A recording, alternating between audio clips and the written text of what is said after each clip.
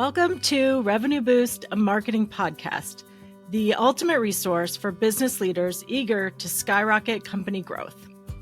I'm your host, Kerry Curran, and this episode is From Commoditization to Connection, Mastering Brand Strategies for Revenue Growth, with special guest Caleb Jacobson-Sive, founder of Lattice Strategy and seasoned expert in strategic planning and brand development.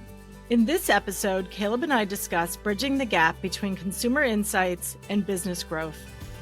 Caleb shares his invaluable insights on how to navigate the challenges of commoditization and build strong customer relationships that fuel revenue growth. Join us as we explore actionable strategies and real-world examples from brands like Zappos and Southwest Airlines, illustrating the power of internal brand alignment and emotional connection in driving business success. Get ready to align your marketing strategy with your business growth goals. Let's go.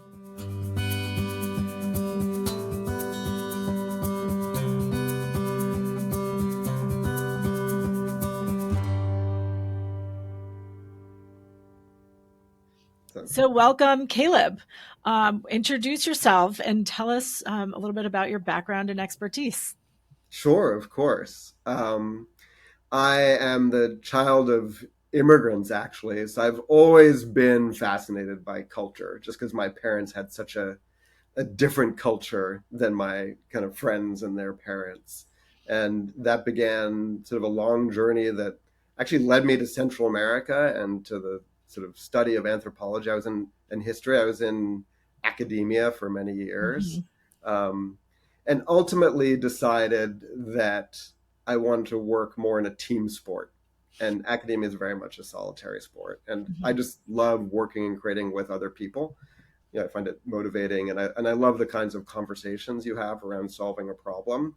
And a friend of mine actually suggested, well, there's this thing called strategic planning, and you can keep studying human nature, but add business and actually make a living at it. And it's very much a team sport. So I actually sort of came back from Central America to New York and got a job at a Hispanic shop called the Vidal Partnership, which was this sort of juggernaut of an agency. And it was great. It was a great introduction to corporate life because it had very much this sort of Latin American feel and vibe, but was tremendously sharp when it came to strategy and creative. I mean, many of the people that work there have sort of gone on from there and done sort of great things.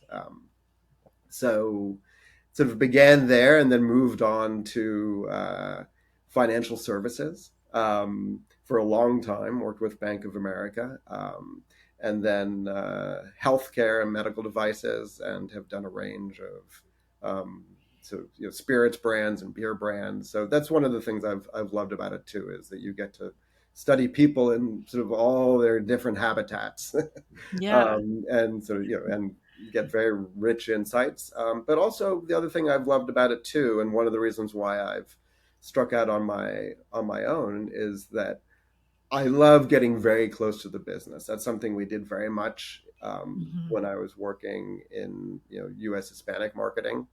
Oftentimes because companies didn't really understand their Hispanic business, is we really had to dig in and understand the business data, what the business opportunity was, what the business case was. And I found certainly with some of the longer relationships like Bank of America, you really get to do that. But where agencies are these days is they're continually being pushed downstream, into selling. Like, how is this going to make me sell? Let's talk about where how is this going to affect our sales? And they're not really thinking about the connection between customer insights that help build the product and how connected that is to ultimately the insights that are going to help sell it and change the behavior that will actually help build your business. Yeah, definitely. And I love what you're saying about the getting close to the business case and the business data, because that's really, where I believe marketing needs to play a stronger role, is part of that to your point, like the product market research, the brand research, and how it's really going to the potential there to drive the business when you're really deep into it. So tell me a bit about your new consultancy and kind of what are the questions that your clients are asking you? Yeah, sure. It's called Lattice Strategy. So it's really about the sort of interconnectedness of things, Mm-hmm. and making connections that then, which is at the heart of getting to insights that are actually going to, unlock some business and sort of Yeah. build relationships with customers and your employees. Um, and the kinds of questions that I'm really getting is, okay, for companies, and it's a range of questions depending on who we're talking to, right? Yeah. So for smaller companies, who are just coming into their own, and growing very fast, some of the questions can be very internally motivated. It's, I need to define my proposition so that my own employees understand it, and I need Mm-hmm. to define my proposition and who we are to keep the culture that I've built. Because obviously, as companies expand very quickly, it's very easy for that Yeah. culture, that really magic, to be diluted. Mm-hmm. And so there's as much a concern about sort of codifying that and making sure that stays solid as the company expands. And then, of course, that also drives, how people service customers and talk to customers as well. Right. Um, and then there are larger companies that are, in a sort of a different state of play that, Mm-hmm. may find, their businesses are slowly getting commoditized. And maybe I'll scratch that one. So there are larger companies, whose businesses have become really commodities in a sense, like financial Yeah. Yeah. services. And they are concerned with how they build a relationship with Mm-hmm. their customers, right? Mm-hmm. Mm-hmm. Um, so there, it's really understanding the sort of the insights and barriers to a relationship and what the right sort of languages as well, so that Yeah. Yeah. because you don't build a relationship overnight. Mm-hmm. And so they're really interested in understanding, okay, well, how do I build a relationship with a customer, and providing that map, which has to do both with, what the brand is and what the sort of the insight and the proposition is, but it's Mm-hmm. also, there's an etiquette to building a relationship Yeah. as well. Like, even you can say the right thing at the wrong time, or you Mm-hmm. can say the right thing too quickly, right? We Right. all know that, right? When Yeah. you're in, Yeah. in this sort of relationship building. And so what's the right cadence of unrolling that as well? Yeah. Um, and then there are also larger companies too that are, trying to motivate or rejuvenate, Mm-hmm. their workforce, um, or, bring in new talent. Yeah.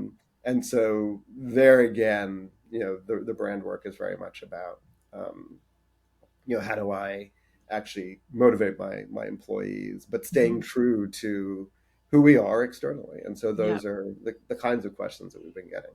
Yeah. Well, it's so interesting to me too because we so often focus on brand and marketing for revenue or customer acquisition, but you're able to expand it to more other business goals and results, like you're saying, like branding for recruitment or retention. And so I it just it's further reiterates the importance of why a solid brand is so important, and I think that's um, really interesting with what the work you've been doing. Yeah. No, it's critical because, if you're making a promise externally that Right. drives your sales, right? Mm-hmm. And that Mm-hmm. goes all the way from, if someone is even doing it, sort of, Yeah. awareness or, favorability or kind of brand marketing, to your sales messages, right? Mm-hmm. That sort of happen right at that moment, that you're sort of driving, hopefully at the right time where you have a receptive customer. But Mm-hmm. if they're really going to believe it and know you, Yeah. then you have to be delivering it on some level. And that's where, certainly helping ensure that your own internal systems are in place to deliver on that promise are critical. And it's all of a piece. It's all connected. Yeah. Um, so for Yeah. the long term and short term, it's critical. Mm-hmm. So talk a bit about a brand as the internal engine for the organization.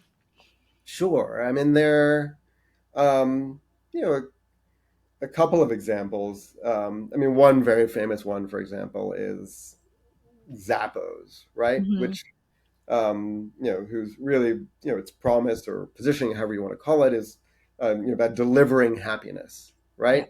Mm-hmm. And and so, but it also had a big challenge, right? Because it pioneered selling shoes on the Yeah. internet, Yeah. which was the exact opposite of how people think about buying shoes, Mm-hmm. right? Or thought about buying shoes. Now they're very used to it. Because I've got to try it on, and if it doesn't fit, what happens? I'm going to get screwed. These shoes are going to be sitting here, and I will have Yeah. wasted my money. And so they had to build, an organization with customer service that was perfect. You Mm-hmm. know, and so they had to basically create this enormous enthusiasm throughout their workforce to deliver on their brand promise to customers. And it's built off the same thing, right? It's delivering happiness. It's delivering happiness to customers, but also to Mm-hmm. employees. And it did a lot in terms of, carrying through that in terms of parties, anything, Yeah.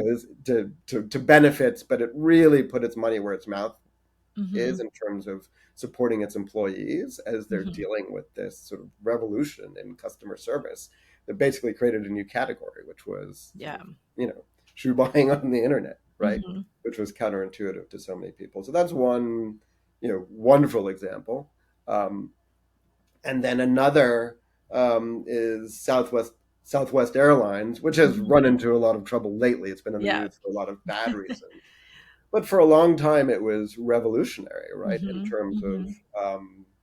its success as this low cost airline that also felt incredibly warm, friendly, customer Mm-hmm. first. Mm-hmm. People felt special on Southwest, even though they weren't paying very much for it. Yeah.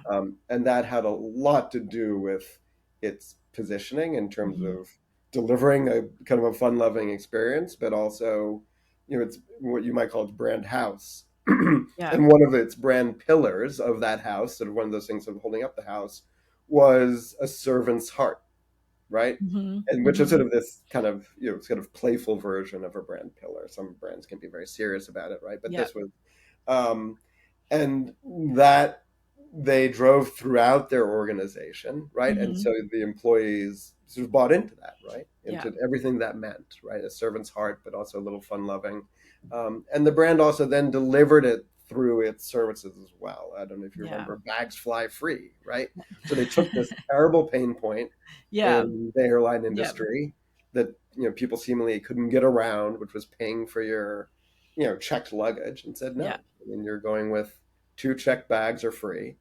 Um, and so they eliminated that pain point. So you can see how it's all very synergistic. Yeah. No, So I those remember are, flying Southwest once, and when we landed, the stewardess got on and sang for the plane. And you're right, like it kind of carries that like relationship building a little bit further, and the fact that they encourage that is was yeah. totally And get you're right. it. I mean, no one's going to sing on an, no stewardess is going to sing on an airplane if they're not Delta. happy working there, Yeah. right? Like that's just Yeah. sort of proof that Right. Right. they're, It's true. enjoying where they work and they feel supported. This episode of Revenue Boost, a marketing podcast, is brought to you by RBMA Revenue Based Marketing Advisors. Want to elevate your business and boost revenue? RBMA is here to help. Our expertise in business development and sales, combined with full funnel marketing, propels your growth. We offer fractional CMO, CRO, and CGO services, plus project-based initiatives, ensuring success at every stage.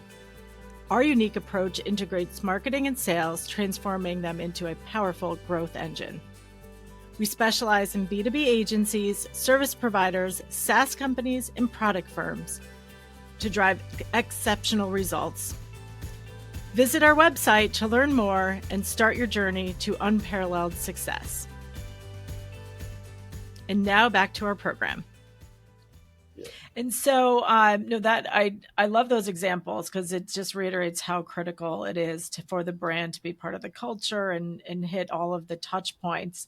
And you talked a bit about how brand can also improve growth in companies and the consistencies and how they go to market. Do you want to talk a bit about kind of that more the next phase after it's been established? Yeah. Sure. No, I mean, obviously, people talk about brand awareness, right? Mm-hmm. But you've Mm-hmm. heard, I mean, people, for example, there are some very famous marketers say like, awareness, schmareness in a sense. It's really about favorability, but whatever it is, right? It's this Yeah. Yeah. combination of awareness and Right. perception, They have to be aware of you and they have to like you. and they have to like you. Yeah. Exactly, they have to be aware of you, and they have to like you, and that combination is absolutely Mm-hmm. critical Yeah. in terms of sales. I mean, people have to trust you, Yeah. and ultimately, people make decisions based on emotion. I mean, Mm-hmm. Mm-hmm. you need rational reasons to support that Yeah. decision, but the decision is emotional. Yeah. That people are making, and their behaviors are based on emotion. That's what makes humans interesting, Mm-hmm. right? And creative. But it also is the sort of the challenge of marketing. Yeah. And I think we're very much in a phase that's swinging towards the rational side because we Right. have so many you know Mm-hmm. digital tools and we have so much data. Yeah. Um, but it's been proven time and time again that when you actually create an emotional connection, Mm-hmm. you're much more likely to drive that behavior, Yeah.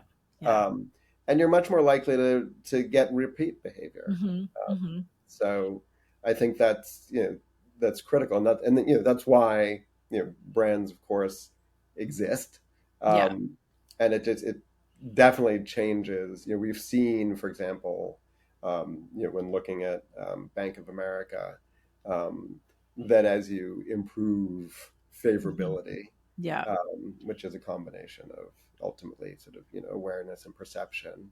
Mm-hmm. You get a lens that actually improves your sales across the board, so that Yeah. your sales messages resonate more, right? Mm-hmm. And Mm-hmm. it also ultimately improves efficiency, Yeah. uh, because if you have a brand, it actually helps your messages Mm-hmm. um, you know keep their coherence. Because if Right. it's a sort of a Right. scattershot set of messages, Yeah. that, oh, this, that, wait a minute, what are they saying to me? Am I getting conflicting messages? Am I getting too many messages? Mm-hmm. But if you're thinking about the brand and what it means, you're really thinking, it's another way of saying you're really thinking about the customer as well. Yeah.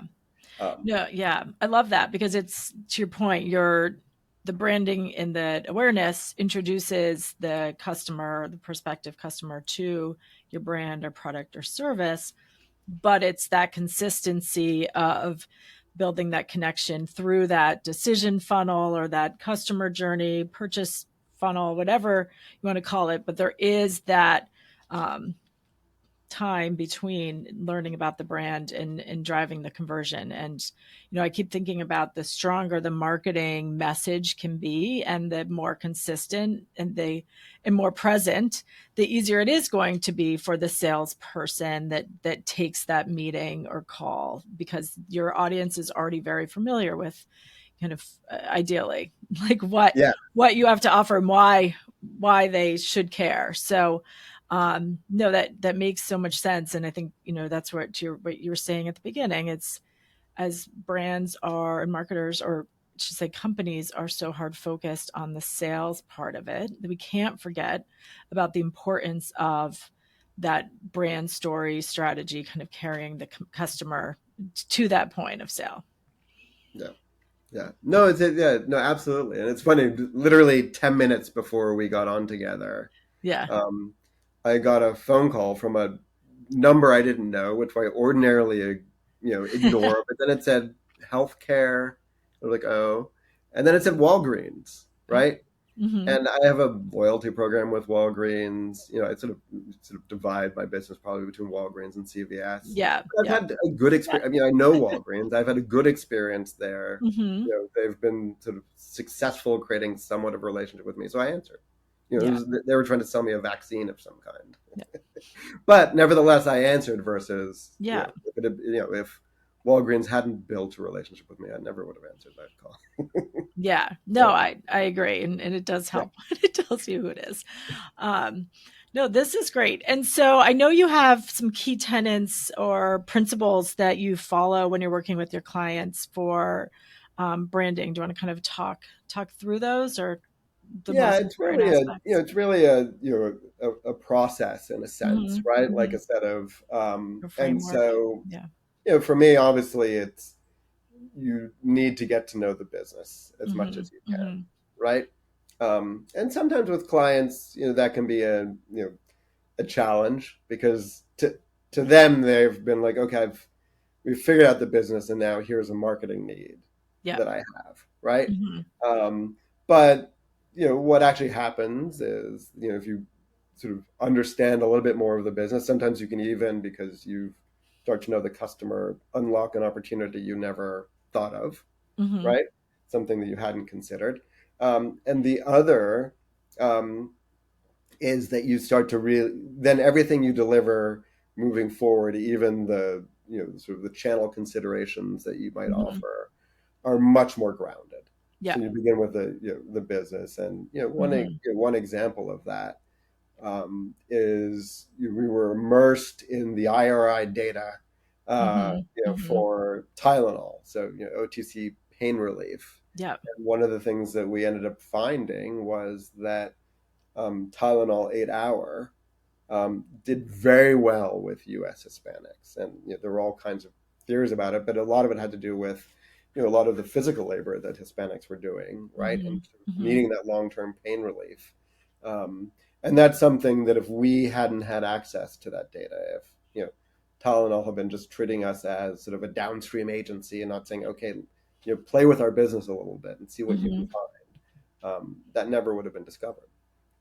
So that's one example of knowing the business. Yeah. Um, and then, of course, um, understanding what we need to know about the customer, right? Hmm. Hmm. Right. And so that's critical. And so there, we do an audit of kind of what we know already, right? Because you don't want to repeat the research, Right. and of course what the brand has been, right? And it depends. Hmm. It depends very much on the stage of the business. It could be, a business that has just begun to sketch out who they are and what their brand is, especially Yeah. with these smaller companies that are just growing, and there it Hmm. becomes a really interesting process of just interviews and getting to know the Yeah. company, Yeah. and interviewing the founders, interviewing, some of the sort of downstream employees, whoever, Hmm. kind of decide who the right people are, and you can tease out a lot. And there you start to think through, okay, what are the values? Yeah. And some of those values, it doesn't really matter what the customer thinks, Hmm. in a sense, right? Because that's who the company is. Yeah. And if they're growing, they're doing something right for the customer. And it's really about sort of defining that so that you can Hmm. sustain it through Hmm. growth. And then the customer research, which Yeah. can be fascinating, where you're really trying to get at an insight, an understanding, what the challenge or issue is.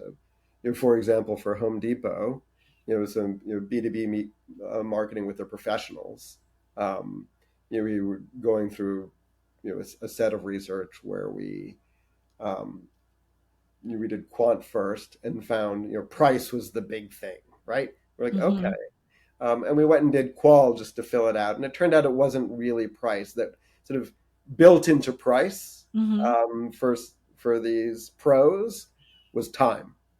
Like, time really did equal money. I mean, it's a Yeah. Yeah. cliche, Hmm. but they were answering these quant surveys saying, okay, price matters, but it collapsed in their head with time. Yeah. And so you could balance it out. And that was a sort of a big insight that then Hmm. helped us understand how we were going to position a whole set of products and services Yeah. to pros at Home Depot. No, So that's so interesting. And I know you're talking about how you kind of take that and make a hypothesis of what can either prove or prove correct or prove wrong. And does that kind of align with yeah, data yeah, analysis? absolutely. I think, Yeah. and maybe you found this too, is that if you go into research, if you go into a problem, but certainly Hmm. research with a hypothesis, whether it's right or wrong, that often Right. helps you learn way more than if you just kind of go in, tra la la. Like, what are Hmm. we going to find Hmm. here? Right? Right. It Right. becomes almost the sort of the knife edge that allows you to sort of cut a little bit deeper, Hmm. and understand more deeply, who your customer is, what's happening in your category, and ultimately what is that tension Right. that you're Right. looking for that the brand can help solve. Yeah. No, So, this is great. And Caleb, so much good information here.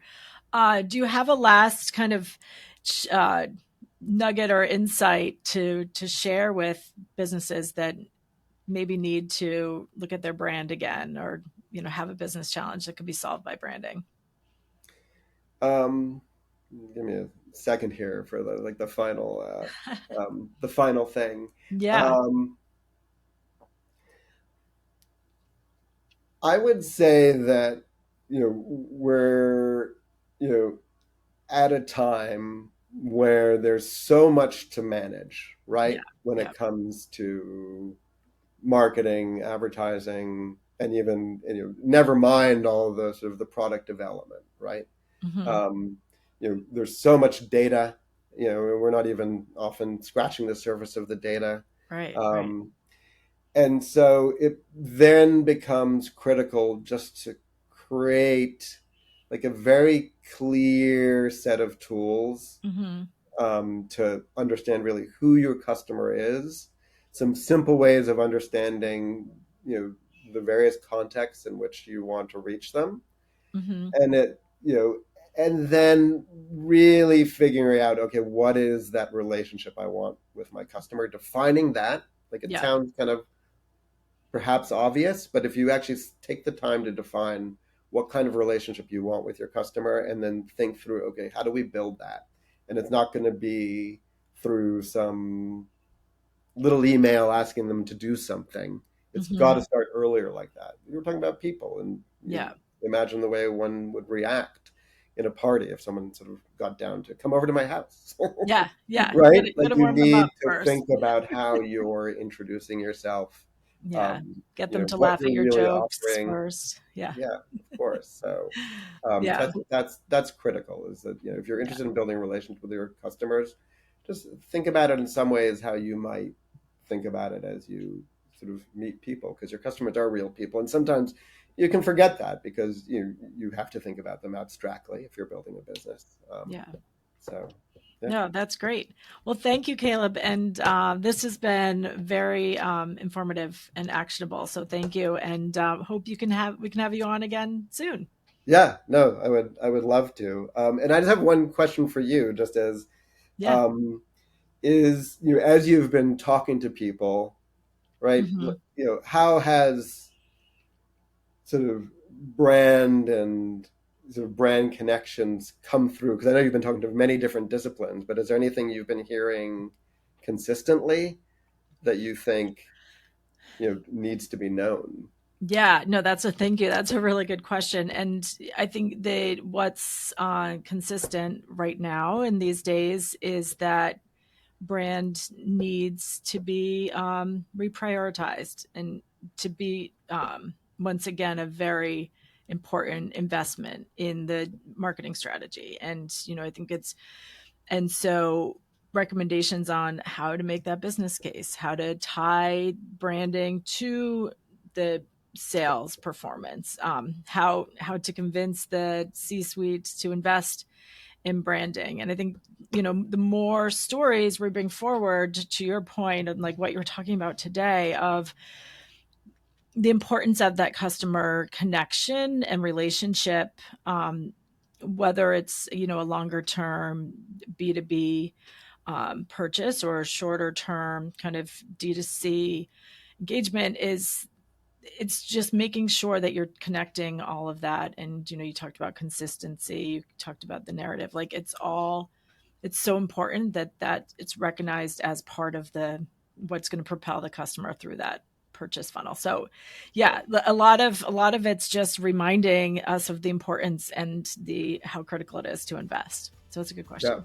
Yeah, it's Yeah. fun as we're hanging on to that pendulum and trying to sort of drag it back. But as a Yes. pendulum, it'll go back. It's interesting how people Yeah. work a little bit. Absolutely. Well, great. Well, thank you so much, Caleb. Thanks, Gary. I'm Kerry Curran, and this is Revenue Boost, a marketing podcast brought to you by RBMA Revenue Based Marketing Advisors. I hope you enjoyed this episode.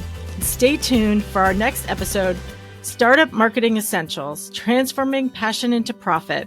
And be sure to subscribe to Revenue Boost, a marketing podcast, or more ways to skyrocket your company growth.